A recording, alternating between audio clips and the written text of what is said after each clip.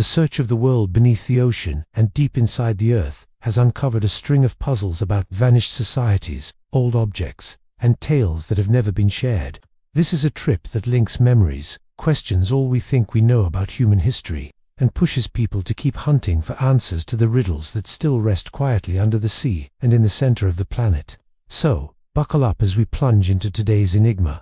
But first, amazing fortune will come your way if you hit like and subscribe before this clip finishes. The remains of the Swedish battleship Mars, under the freezing Baltic Sea, where the sounds of gun blasts and sword strikes once echoed during the bloodiest days of conflict. The wreck of the warship Mars was located.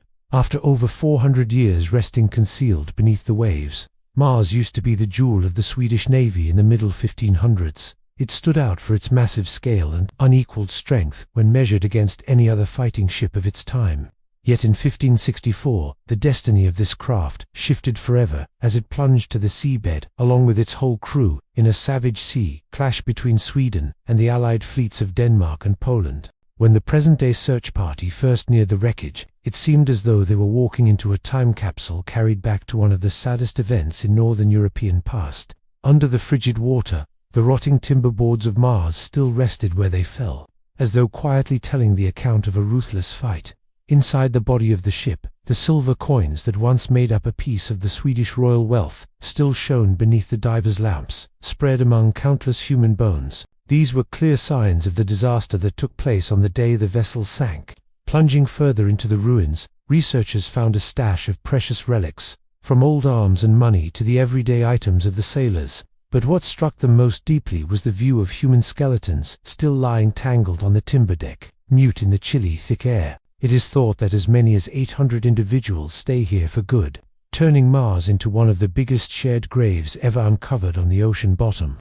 What has been brought up from the ship not only revives the harsh picture of that distant sea fight, but also serves as a memory of how frail human fate is when faced with history's huge tempests. Mars is no longer only a sunken artifact. It has turned into a sign of a lost era, a period of vast visions to rule the seas, of hunger for control, and also a quiet witness to so much grief and hardship. Each plunge down to the ruins of Mars feels to the adventurers like living again those crucial hours of Northern Europe's story. In the still blackness of the depths, among mossy coins and still human forms, the tale of Mars goes on being spoken, reminding us of the price of battle and the endless urge to uncover the riddles still asleep under the water. The Canaanites in the earliest script far under the ground of Israel, diggers found a tiny clay fragment that carries a huge meaning for the story of mankind. On the outside of that piece are the most ancient alphabetic marks ever located. This is solid proof of a major shift in the path of Canaanite society, as they made the first writing method based on a set of letters. This find not only sparked a rush of interest among scholars, but also forced the globe to rethink the beginnings of the letters we use each day. In earlier times, many grand cultures like Egypt and Mesopotamia employed intricate picture-based scripts, with hundreds of signs needing extraordinary recall and study skills. Yet in the region of QAnon, a revolutionary move happened when the old inhabitants figured out a way to make these symbols simpler into single signs, each standing for one particular noise. This change built the base for the planet's very first alphabet, the ancestor of the scripts used by many current tongues today, English included. Aside from its massive past worth, that pottery bit also brings up a host of unsolved questions. What pushed the Canaanites to move from picture writing to a letter system? How could they create a simpler group of symbols that still managed to express all human speech, feelings, and ideas? Though experts are still trying to untangle these puzzles, a great deal about this step remains outside our grasp. Yet one fact is certain. The rise of the alphabet completely shifted the direction of human events. From a world where just a tiny few could reach learning via reading and writing, the alphabet let facts travel farther than ever thought possible. The gift of the Canaanites is not merely a set of old clay bits, but a change in human thought, a key point that signaled the start of speech in society as we experience it. And now, through each leaf of paper and each letter, we keep on penning the narrative that started with that plain clay scrap, where an old culture left a lasting stamp on the record of humanity. The United States submarine stuck in time near New Jersey's shore, near the coast of New Jersey, under the chilly Atlantic waves. Searchers have found what can only be called a real-time portal. This is the wreck of the R-8 submarine, It once belonged to the US Navy in the First World War, after nearly 100 years lying still on the sea floor. The body of the boat still sits there quietly, marking a seldom remembered part of American armed past. The tale of R8 starts at a moment when the fighting had slipped far into history, when the sub had no more fighting tasks and was picked as a mark for bomb drills in 1936. There was no longer a single seaman on board, and all vital gear had been taken away, making R8 a pure steel shell. When the bombs burst above, the sub was sent down, dropping into a lengthy rest on the bottom, taking no lives with her. Many years later, with the help of up-to-date sonar gear, a Czech team from a recovery firm got pictures of the sub, sitting upright, nearly wholly in one piece. Coming up to the wreck of R8 was like cracking a door to yesterday, a spot where skill and the dream to master the sea met in a sleek steel frame. Unlike other fight wrecks that often carry hurt and death, R8 brings a sense of calm, like a marker frozen in years, bringing back thoughts of a time long gone that is not tainted by sorrow. This find has not only aided those who study the past to piece together the early days of U.S. Navy growth, but it also reminds today's people of mankind's road to rule the ocean. Under the Sea of New Jersey, R8 still rests there, silent amid the grit and green plants, becoming part of the unending saga of secrets, past teachings, and the unyielding human wish to push on. A lost way of life under Lake Michigan. Beneath the deep and cold waters of Lake Michigan, scientists and original peoples have brought to light one of the biggest remaining puzzles of North America. Odd groups of rocks sit quietly on the lake floor, calling up the signs of an old society that once thrived here during the Ice Age over 10,000 years ago. Under coats of mud and calm water, big and little stones have been placed on purpose into strange shapes and patterns, like notes left from a far-off yesterday. This find has not only amazed the world of science, but has also roused both honor and wonder among the native groups around the Great Lakes area. These rocks might be leftovers of holy places, meeting spots, or signs set down on what used to be a dry, grassy field before the lake waters grew and covered all. The view of these rock shapes lying under the water pulls viewers back to an era when the first groups of the Americas still tracked game and moved about, when Lake Michigan was not yet there, and each mark of culture was still pressed into open ground. Still, the thrill of discovery was soon swapped for worry and debate, when a plan for a pipe project for fuel and gas cut through the zone where these remains were spotted. Many rocks were shifted, and part of the setup was gone for good, before diggers could look at it in full. This not only meant the loss of priceless proof about the lives of early dwellers, but also lit a fire of public anger about the duty to guard our past. The story of the stone rose beneath Lake Michigan stands as a deep alert about the thin break between new growth and the safekeeping of what is part of history. In that place, each rock and each scratch holds the soul of earlier days, a gift not just for one group, but proof for all people. And it is these arguments and sorrows that push the people of now to value, shield, and keep hunting the riddles that stay mute under the top, where time itself seems to stop to hold the memories safe for the ones yet to come. The Gunung Padang Pyramid, in the middle of the thick green hills of Java, buried under coats of soil, rock, and wild growth, rests a puzzling spot that is rattling the base of the field of old studies. Gunung. For ages, this area has been seen by the locals as holy land, ground stitched with old tales of a vanished society that once ruled here. Still, it was only when a crew of Indonesian searchers shared a stunning find about the real build under the dirt that Gunung Padang truly moved to the heart of a worldwide clash. As stated by the group, led by Dr. Danny Hillman Natawija, Gunung Padang is not just a hill of nature or a pile of stones. It is really an old pyramid put up at least 25,000 years back. If this figure is ever proven, it would shove the age of this huge work tens of thousands of years earlier than even the most famed pyramids of Egypt. Study of dirt and rock sheets, plus radiometric dating, showed that under the current face of loose rocks sit many layers of built design, showing clear human touch across many ages.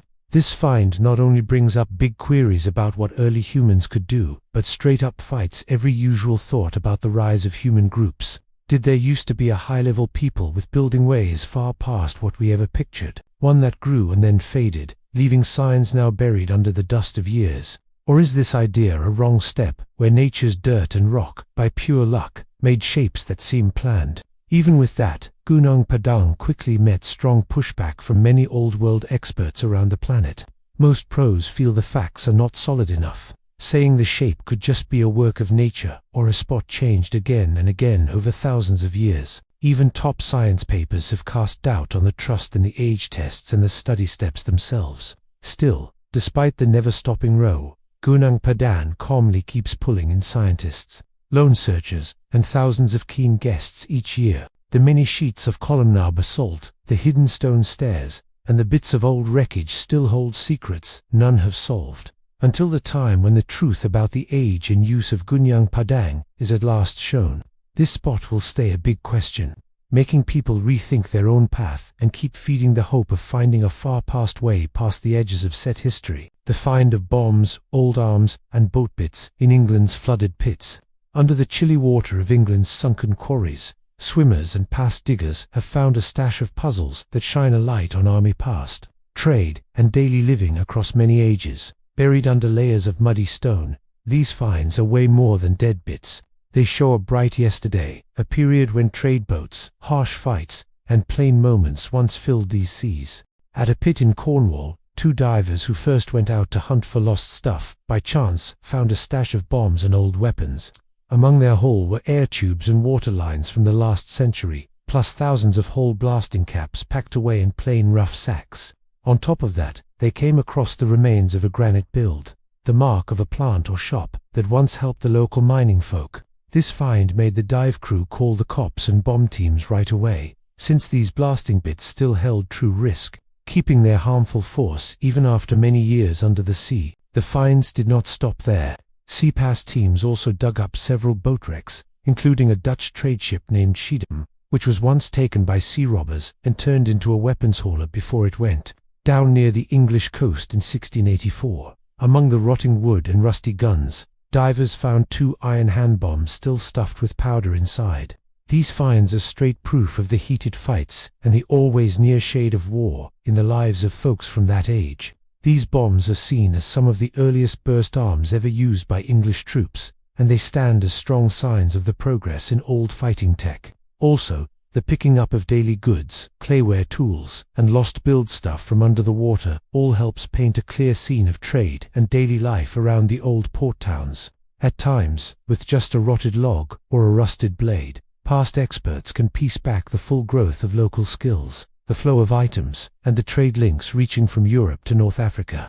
All of these finds have sparked the public's fancy about a past full of upheaval and the steady mix of war, trade, and plain life. At the same moment, they jog our memory about the hidden risks that still wait under the water, live bombs waiting to be located, so that each trip becomes not just a past hunt, but a face-off between now and the unknown past. The town of Heracleion, far beneath the waters of Abu Qir Bay, near the coast of Egypt. The city of Heracleion was once a myth spoken of only in old Greek books. This spot was not just one of the busiest trade hubs in the Mediterranean, but also a meeting point for ways of life, faiths, and old tales. For hundreds of years, the being of Heracleion stayed just a story handed down through kin, until a big past hunt in 2000, by luck, found the city's wreckage under the sea. Scientists have found a pile of priceless items kept safe under coats of mud and seafloor. Most eye-catching are the old boats buried next to huge figures showing gods and kings, shiny gold coins, and the parts of the Temple of Ammon, the top sun god in old Egyptian trust.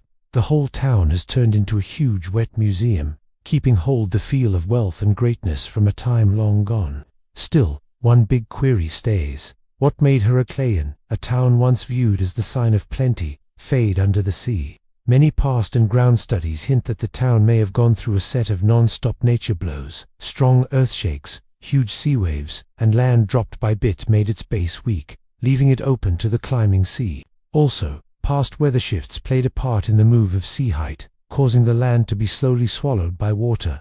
Today, Heracleion stands not only as bright proof of the skill of old groups, but also as a nudge to new towns about the force of nature and the march of years. Each fresh find here gives yet another view on yesterday and adds to the puzzling story of mankind. The 3,200-year-old Bronze Age boat wreck in Croatia, resting calmly in a tiny inlet near the shore of Croatia. The wreck of an old ship has stunned the past study world with its staying power over more than 3,000 years, more than just a clear sign of the Bronze Age. This boat tells a tale of human cleverness and amazing handiwork from a time when metal spikes were not known, yet folk were still able to build boats fit for sea to tackle the open waves. What sets this ship apart is its special build method. Instead of spikes, each wood plank was sewn tight with ropes made from bendy roots or willow twigs. This way of putting it together made a hull that was not just bendy, but also tough, able to take the push of wind, water, and the wear of hundreds of years.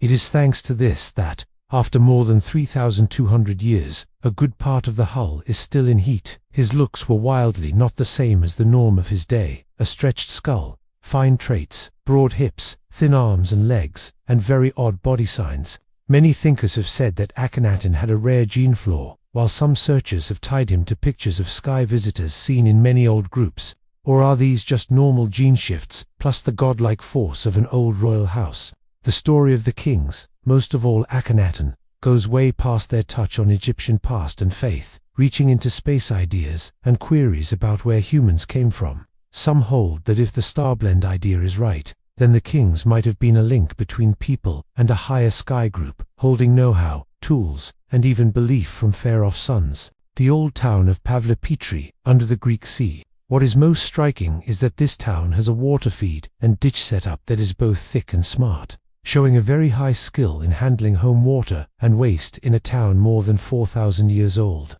Seafloor checks and new 3D map work have helped build back each street and curvy path, giving a sharp view of a once rich group on the shore of the Mediterranean. Thousands of years in the past, Pavlipetri was not just a stop for traders and boatmen, but also a hub for swapping goods, a spot where prized things were moved across the Iron Sea and even farther. These finds have helped searchers know more about how old ports ran, how people of the past ran trade, travel, and set up group life. Pavlipetri shows a piece of the secret of groups that added to the past of Greece and the globe. This spot holds not just the marks of a busy town, but also stands as bright proof of people's lasting push to reach the wide sea, the gift for setting up groups, and the rise of old towns under the weight of years. The real look of the star being under the earth where light can hardly touch. Some of the biggest hush-hush things of human past are kept out of sight. Caves were not just roofs for first humans, but they also serve as clear stores of thousands of years of ways, arts, and strange faiths. Each time past diggers step with care into a fresh cave, they do not just find marks of what was. They feel as though they walk through a door in time, seeing stuff that has never been told. In the year 2000, in the deep blue swells of the Caribbean Sea, a jarring find shook the world of science. Builders hunting for an old Spanish boat wreck by luck found huge pyramid-like shapes sunk on the sea bottom. These wreck parts are in a zone tied to ground caves that run all the way to the Yucatan landstrip in Mexico. Many hold that these might be the parts of a strange island once told in Maya tale. It can be said that each cave on Earth is a live hoard, where time seems to have nearly stood still to hold each sign of the ones who used to be. In those cold stone layers are kept stories of change, trust, faith, and the very first works of people. No matter how deep we go, maybe there will always be things that can never be made clear. In their own way, caves will always be spots where quiet hush-hush things are kept, waiting for one with enough calm and fire to find and grasp them. The pyramid first opened and the riddle of the grave, theft. In the core of the Doshalands, diggers did a dig that was both tense and full of hope when they found an old pyramid that had been buried for thousands of years. What set this find apart was that the grave room inside had not been opened since it was shut, holding its secrets for 4,000 years under coats of time and grit. The wish to find riches or fresh royal bits made the whole dig crew buzz, because the shot to touch a spot that had seen no one for thousands of years is quite rare in the field of Egypt past study. Still, when the thick stone top was at last pulled up, and the first gleams of light went into that black space, a scene of mess spread out in front of the pros. There were no grand piles of gold or hole-wrapped, dead as they had wished, but all the things inside had been tossed around, with bones and right gifts spread all over, a clear hint that the grave had once been hit by thieves. The more the crew looked, the more stunned they grew when they grasped that this theft had not been done after the pyramid was done, but while it was still being built. Old thieves had cracked into the grave room when its guards were not yet set, dug through each part, took the good stuff, and got out fast. After that, it was the builders who shut the grave again, hiding all signs of the crime and making a false look that no one had ever been there.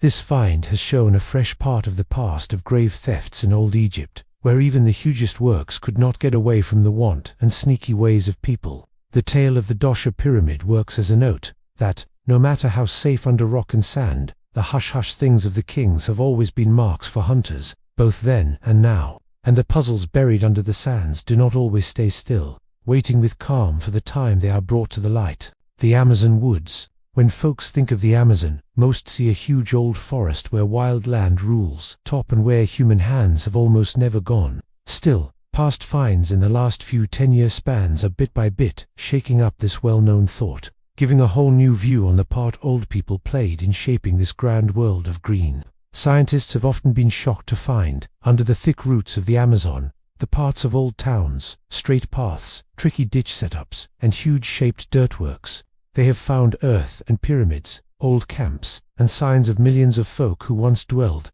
grew, and then all of a sudden went away, leaving all things for the green woods to take back. One of the most hotly talked about signs is the coat of rich dark dirt, named terra preta, that runs over wide parts of the Amazon.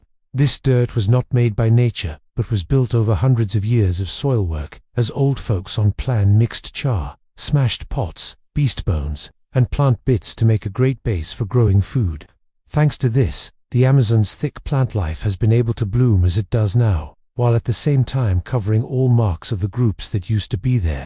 The thought that the Amazon used to be a huge man-made park shaped by people thousands of years back is pulling more and more heed from the world science crowd. Buried rock towns, smart road and water nets, and hundreds of old living spots marked by sky shots or ground walks, all give proof of the strong push humans had on what was once seen as a wild land not touched. While many pros stay on guard, saying these old bits show the work of home groups at a fair size, not the left-behind parts of a high group, there is a pile of signs that the Amazon is the work of long-lasting team play, new ideas, and fit-in skills of so many past folk.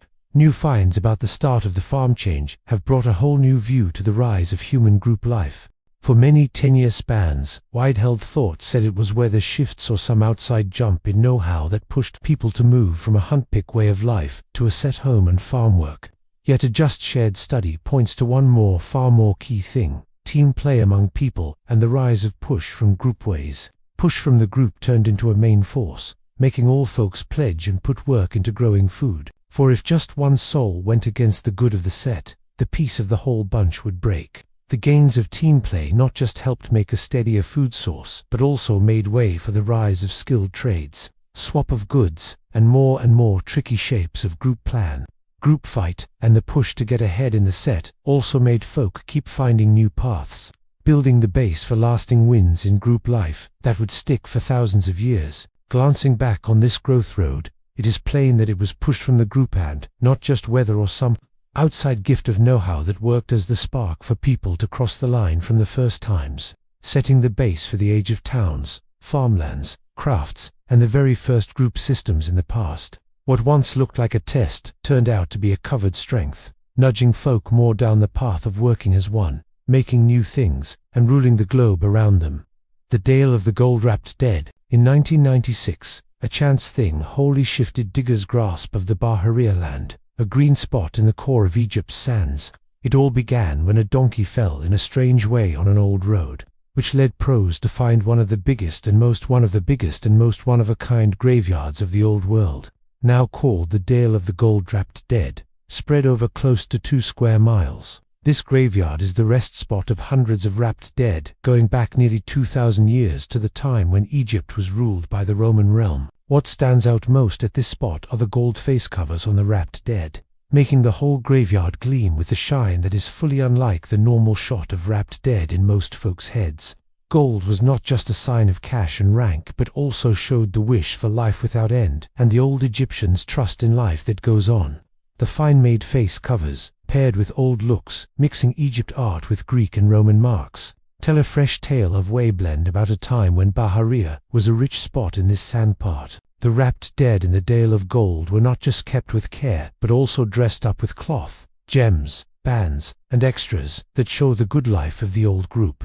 Some wrapped dead are fully spread with slim gold leaf, while some just have a gold face cover, yet all show the deep care that Holmes and the group held for those who had gone. Also, the look of Roman trim bits, such as plant shapes, prize rings, or old Greek signs, brings out the force of way swap at that time. The find of the Dale of the Gold-Wrapped Dead has not just made the past store of old Egypt richer, but has also cracked a fresh pain into the day-to-day life, faith, and wish for life without end of people long ago. The story of the gold-wrapped dead in Bahariya tells us that even in the dry sands, there used to be rich lands with a gleam of gold. The mix of ways, and the trust in no end, made a bright part of the human tale. The thought of a high-skilled group before Egypt.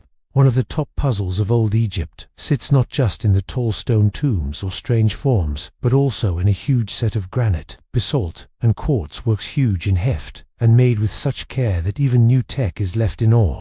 Many of these stone lumps are sliced with a smoothness that shocks, some as big as tens, or even hundreds of tons, put so close that not even a slim blade can slip in the gap. The near-perfect ripeness of these works goes far past the skill of the brass or rock gear the kings are thought to have used, making one ask if the old Egyptians were truly the first to put up these things. Some big-name searchers, Brian Forrester and Christopher Dunn among them, have stuck to the thought that before the kings came to rule, Egypt used to be the start spot of a group with very high skill. They hint that these high tools are more than just tales. They might have been in the far past, leaving marks as these odd bits. As per these searches, it is hard to see how the old Egyptians could have shaped huge stone pots or cut straight holes in tough rock with the tools they had then.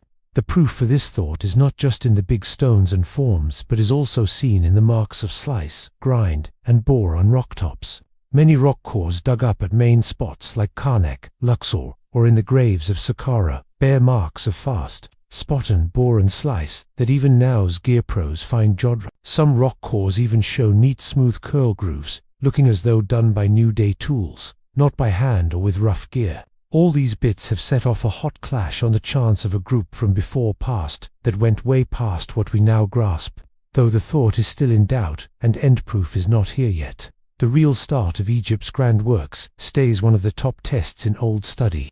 At the same time, it keeps feeding the wide thought of man, waving us to think of an old past that we might have not ever truly known. The Cenote Angelita Deep Hole, Mexico. Far inside the wild woods of the Yucatan landstrip, kept out of sight from the globe, rests a one-off gift of the wild that makes all who see it full of awe. This is Cenote Angelita, a water-filled deep hole going 200 meters down to the ground, where the earth splits into a land of odd and not of this world grace. Unlike any seen before, unlike any stream above ground, Cenote Angelita holds a whole one-of-a-kind flow, where a coat of fresh rest floats soft on top of a thicker coat of salt rest, down low. Right at the line where these two meet, a thick belt of sulfur gas builds, hanging like a cloth of fog, making a sharp split and a strange trick of the eye, a twisty stream moving through the heart of the hole. A stream gliding with no sound in an endless stretch of sea. Diving down into Cenote Angelita, one feels sent to a new place where the light bit by bit goes dim and all the space is wrapped in a ghost-like haze. Old trees sunk for so many years still sit whole, roots and arms wound like still watchers of the past. In the lower, denser, wet, dry limbs with white mist make a magic scene, as if walking into a dream world under the sea. It is this mix of sulfur, gas haze, and the bits of dead woods that has made Cenote Angelita one of the most grand and dreamlike dive spots on the globe. But Cenote Angelita is not just a wild show. It is also stamped deep with the gift of the old Maya group. For the Maya, these deep holes were doors from the world of man to the world of souls, a spot where sky, ground, and wet all met. Cenote Angelita used to be a place of rites and gifts to the gods, a spot where secret acts were done known just to the land's own folk. As the light dims and the fog wraps all, one can feel the holy and strange air that hangs in each part of the hole's deep. To look into Cenote Angelita is not just to start a trip to a one-off wild gift, but also to go back to the core of the land's past and ways.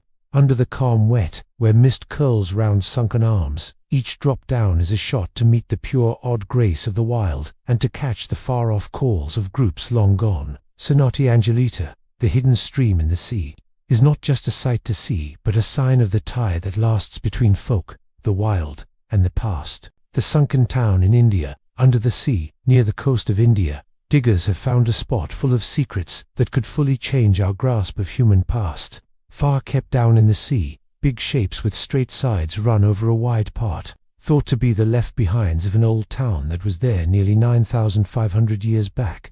If these guesses are ever proved, this town would be older than any known dig spot in India, and would be way more old than even the famed sites of Stonehenge or the tombs of Egypt. Seafloor checks have brought back a grand mix of old bits. There are parts of walls, home bases, shards of pots, and even bits of human bones spread in the wreckage. Some build bits and tools hint this used to be a grown town spot, with a level of plan that could match that of the big groups in human past. Still, these big new finds have also stirred a good deal of talk among pros. The main cause is the digway ways have been somewhat rough, with most bits pulled up by sifting the seafloor, making it tough to say just where they lay or what their first way spot was. This has made it hard to check the age and start of the site, and many pros feel that way. More tight checks will be needed before any end words can be said. Even so, what has come out of this odd town keeps stunning the world past group. For if this is a spot from the close of the last ice time, it not just brings up fresh asks about the start of first groups, but also points to the chance of sets that grew way more early than first held. The hunt to crack the hush-hush things of the old sunken town in India is still in the works, and it vows to bring even more grand shocks to folk in the days to come. The old Roman ship near Croatia's shore, under the bright blue wet off the coast of Croatia, swimmers came across a grand past find. The wreck of a Roman ship that has lain for over 2,000 years on the floor of the Adriatic Sea. The find was by luck when a set of town fire crew on a scout dive ran into odd piles of stuff sitting calm under the grit. With their know-how of old things, they soon saw these were not plain bits, but the left parts of an old boat that once took rich goods on sea trips long past. By way of close check, bros found out that the boat wreck is more than 2,000 years old and is still in shockingly good shape. On the top deck, roof bits and clay jars once used to move food, fruit oil, or grape drinks still rest safe in the hull, as if the ship had just left the dock. These old bits not just show the ship build and trade ways of the Roman time, but also stand as clear signs of the bright trade that once did well on the Adriatic thousands of years ago. What makes this spot so worth a lot is its great state of keep. The frame of the hull holds many key bits, and both the stuff and the goods have held up against the push of time. This gives a huge shot to past pros as well as past buffs, as the spot vows to turn into a fine place for trips under the sea. Here, guests can feel not just a bold hunt, but also see old marks with their own eyes, and catch the might of trade fleets that once went across the wide sea. The find of this old Roman shipwreck has not just made the wet past of Croatia more rich, but has also pulled past near to the folk of now. Each dive down to the deep of the Adriatic turns into a trip back in years, where the tale of the Roman ship and the puzzles, still hid under the grit, waits to be found and kept on by those who follow. The age-old group on the west shore of North America, right on the lands of North America that seem well known. Pros have found a strange group going back as far as 13,000 years. This find has rocked the field of past study, as it goes way past what was known before of this land's story. For a long while, the Clovis folk were seen as the first to dwell in North America, yet fresh signs on the west shore have shown that people got their way before first thought. In truth, this group is even more old than the most famed houses of old Egypt. Spots seen on the Channel Isles near the coast of California and up the shore of British Columbia have shown the marks of a set that leaned on the sea to get by. Past diggers have dug up a load of well-made rock tools, plus the parts of sea beasts like seals, birds, and fish. All this proof points that this used to be a main spot of high-level fish, catch and hunt. Searchers hold that the folk of that age had a deep grasp of the sea and had grown a strong shore way of life from a quite young time. What makes this find even more grand is that most of the spots, camps, and signs of this old group have been put under sea due to melt ice and climb of sea height after the Ice Age. Under the cold swells of the Pacific, pros have found rock tools with shell and sea life stuck on them at depths close to 50 meters near the coast of British Columbia. What is left on the Channel Isles is just a small part. Most of their past still lies hid under the sea. The fact of this group has wholly changed how we look at the tale of human move in the Americas. In place of going inland through iceways, it could be that the forebears of first folk went down the Pacific shore, moving along the kelp path, a foodful sea track that ran from Asia all the way to North America. This thought gets more push as searchers have found signs of old seafaring groups who moved across the Kuril Isles in the far east of Russia as far back as 25,000 years ago. Though most of the hush-hush things of this age-old group still rest calm under the sea, what has been found shows that folk ruled the North Pacific shore long before the Clovis ever came. This is one of the most odd parts of the tale of man on this landmass, breaking fresh ways for checks into the move and fit-in of our forebears. The grand rock town of Great Zimbabwe. On the roll green hills of southeast Zimbabwe, the wreck parts of Great Zimbabwe still stand tall in the wild, posing a not yet solved ask about Africa's grand past. For all who set foot here, it's hard to miss the tough stone walls piled up with no stick stuff in between. These walls rise tens of meters up, twisting round big and small yards to make a grand maze in the core of the rough land. Back of the moss-wrapped rocks and old stonework is the tale of a town that used to be a sign of wealth, force, and bright thought. In its top time, from the 13th to the 1500s, Great Zimbabwe was the top coin hub in the south part of Africa. Crowds went through its gates, and group trips brought gold, tusk, and rare goods from as far as India and China. The town stood out with its huge rock forts, odd towers, and a set of build feats that still leave now's build pros wide-eyed at the ways of those times. In the rock walls were big live spaces, pure spots for prayer, keep spots, and builds thought to have been royal homes for chiefs and highborn. Though Great Zimbabwe did well for hundreds of years, it all of a sudden went down and was left at the close of the 1500s. To this day, the cause of its fall stays a thing of talk among searchers. It might be from a change in air, long lack of food, or the run out of stuff like gold and farmland. Some ideas say that group shakeups or shifts in world trade lines might have helped the town's fall. Still, all these stay just best picks from the bits that last. Now Great Zimbabwe stays as a proud sign of African past. Each rock and each mark keeps hush-hush things about the lifeways and new thought of a group that hit grand highs before dimming into strange dark. What is left is not just the wreck of a town, but a note of bright parts still not told in the story of mankind. Who can tell? Hid deep in those old grey rock walls, more hush-hush things might still wait, set to show new parts of Great Zimbabwe and the top time of Africa. The tale of the town called Iram of the Tall Posts. In the wide sandlands of the Arabian land strip, the tale of the town called Iram of the Tall Posts hangs like a strange veil over the past of this ground. The words of the Quran once spoke of a grand town with high posts on top, a spot of more than thinkable wealth built by old folk in the endless spread of gold sand. As per the tale, Iram was not just known for its cash and huge halls, but was also said to be the head town of a strong tribe named Od, kin of those who came just after the age of Noah. Old tales paint Iram as a green spot in the core of bare sands, a place where group trips took a break and gold, silk and spice from all ways were brought as one. The ones who lived there made huge builds, so grand that they seemed to laugh at both time and the rough push of the wild. But then bad luck hit. As per the Quran, a wind that would not stop blew for 7 days and 7 nights, wiping out the town and its folk, with none left but sand to cover all marks. Iram seemed to go without a trace, with asks left that would stay not solved for many hundreds of years. As it is said to be hid deep under the sands, the true spot of Iram stays a puzzle to this day. So many huntfolk, past pros, and wise ones have crossed the sand in hope to find proof of the fable town. Yet Iram stays hid, like the shade of Atlantis thrown on the hot sea of grit. Each new hunt just puts more coats of strange on this town, making it one of the true far goals for those who look for lost stores. Some hold that the words of Iram are just old tales spun from faded thoughts of old tribes, and show a want for avowed land in the core of the sand's rough hold. Some still hold out that someplace under the deep sand, Iram still rests in sleep, set for the time it will be brought to light. The truth of this town is still not known, and it is just this not-know that makes Iram of the Posts all the more pulling a sign of endless things that man will always want to crack. For a lot of folk, Iram is more than a tag on a chart.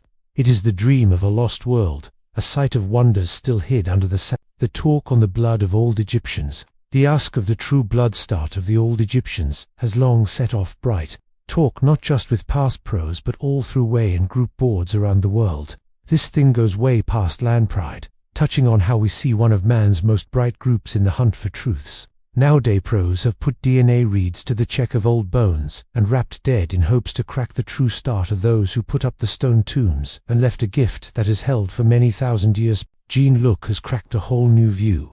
The end shows that old Egyptians were in gene most close to folk in the Near East, like Naus, Turkey, Israel, Syria, Iraq, and Lebanon.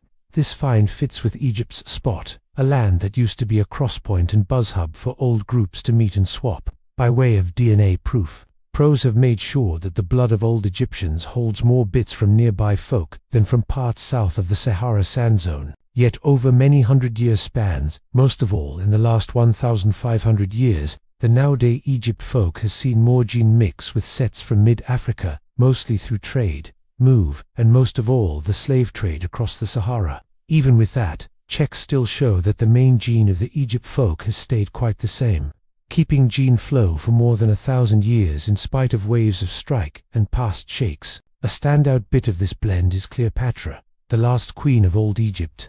Though she stays a sign of the might and pull of Nile group life, Cleopatra was of Greek Macedon blood, a part of the Ptolemaic house set by Alexander the Great. This just points out how old Egypt was a land of waymix where blood and self were shaped by a great deal of past coats. Now, thanks to high DNA read skill, the riddle of the blood of old Egyptians is step by step made more clear. These finds not just light the start of a group that once led the globe, but also help to clear out long-held wrong views, giving us a more deep grasp of the mixed trick and rich self of old man. First humans and the early skill of sea. On the light-soaked wind-hit Isle of Crete in Greece, a pass has rattled the whole field of Manchek and wrote new what was once held of our forebears. Buried in coats of old ground are hand blades and hundreds of stone tools, each going back as far as 130,000 years. What is more shocking is that Crete has been a lone isle in the Med for at least 5 million years, cut off from the mainland by deep and rough wet.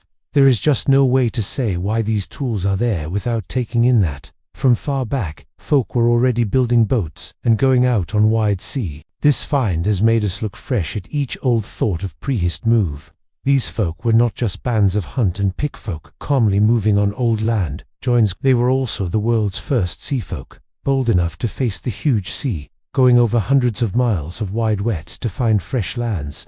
The tale of those first boats seen now just through spread rocks and dim marks starts a whole fresh part for man's past. These first minds, who knew not of the wheel or of metal, used their bright thought and nerve to tie tree trunks into flatboats and maybe spread them with beast skins to catch the med breezes.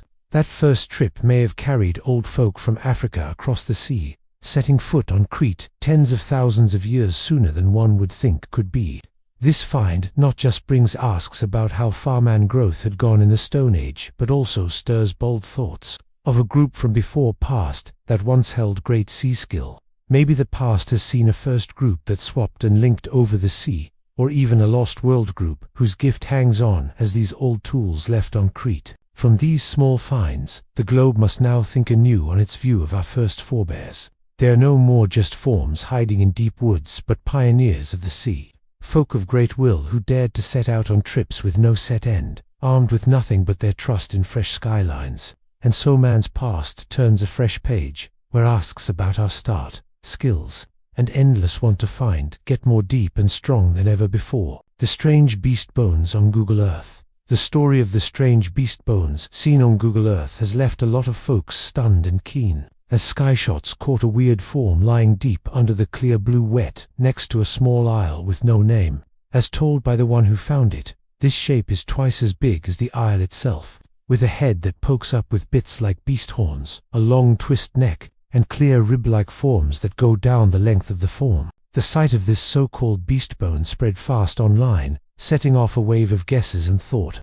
Some think it could be the hard parts of a past beast, not yet known, while some draw links between its odd shape and old sea beasts from old tales. Yet a lot are sure that it is just a work of nature, maybe a stretch of sea rock or a sandbar shaped by flow and ground force. But seen from high, it's easy to get it wrong as the form of a huge set of bones. Up to now, the riddle of the beast bones under the sea stays with no good answer.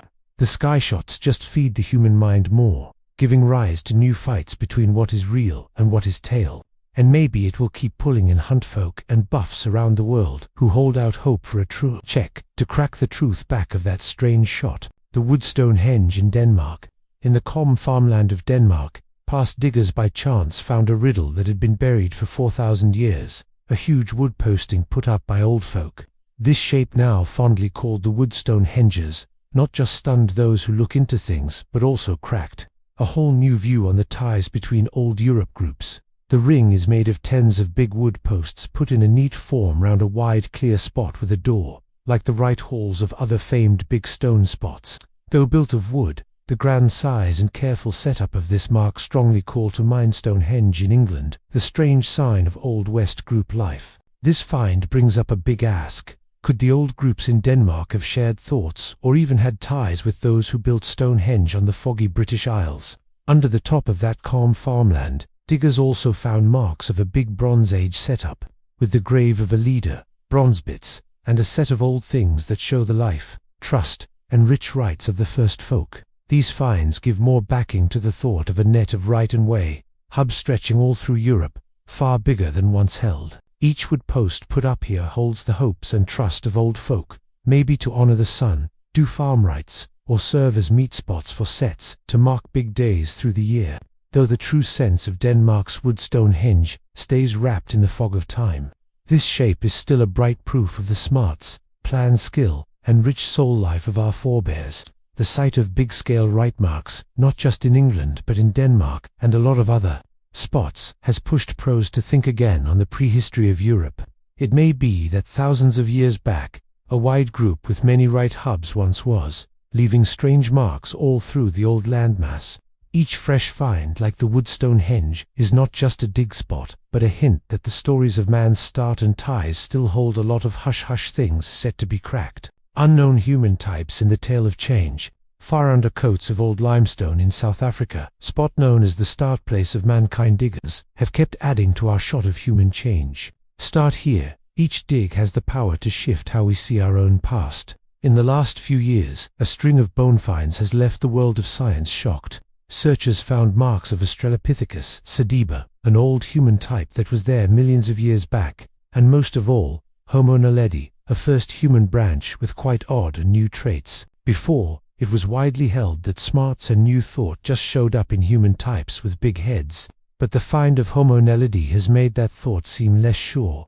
This human type had a head just the heft of a grapefruit, a lot less than that of a nowadays human. Yet the awe lies in the proof that they knew how to put their dead in the ground, set up rites, and maybe even paint on cave walls or use fire to light the black. These rich acts show that with just a small head, Homo naledi grew soul life, a sense of group, and a skill to think far past what now folk once thought of their forebears. These finds have not just put fresh links in the change tree of mankind, but also brought up a set of big asks about our past. How many more old human types once were that we still do not know of? Are there branches of change that have gone without ever being touched by science? Looking back at the growth of mankind that has gone on for millions of years, we all at once see that head heft has not been the sole thing that sets acts, smarts, or new thought. The story of Homo naledi and the fresh-found bones in South Africa do not just make man's store of facts more rich, they also serve as a hint that the hunt to crack our start still holds so many deep hush-hush things set to be brought to light. If you found these strange tales pooling, feel free to drop your thoughts down below, and do not forget to subscribe to the channel so you will not miss our next finds. See you in the next clip.